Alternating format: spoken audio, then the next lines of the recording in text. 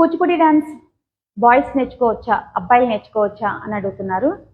Kuchipudi dance అబ్బాయిలు నేర్చుకోవడం కాదు, కూచిపూడి డాన్స్ అనేది అబ్బాయిలది. అసలు బాయ్స్దే కూచిపూడి డాన్స్ మేము లాగేసుకున్నాం అనుకోండి. అంటే యాక్చువల్గా స్టార్ట్ అయిందే బాయ్స్తో కూచిపూడి డాన్స్. కూచిపూడి విలేజ్లో సిద్ధేంద్ర యోగి గారి నుంచి మనకి కూచిపూడి వచ్చిందని మనకు తెలుసు అందరికీ.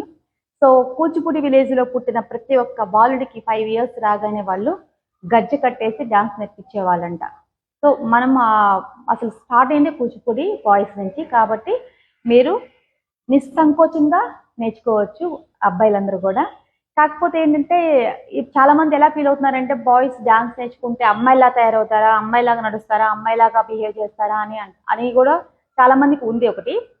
యాక్చువల్ చెప్పాలంటే కనుక అలా ఏమి ఉండదు. మూవీస్లో కొంచెం ఉన్నదానికంటే ఓవర్గా చూపిస్తూ ఉన్నారనమాట. అబ్బాయిల్ని ఇలా చున్నీలా కట్టుకొని వాళ్ళ వే ఆఫ్ టాకింగ్ కానీ, వాళ్ళు మాట్లాడేది, వాళ్ళ సిట్టింగ్స్ కానీ ఇవన్నీ డిఫరెంట్గా చేస్తున్నారు. కాబట్టి అబ్బాయిలు డాన్స్ నేర్చుకోవాలని భయపడిపోతున్నారు.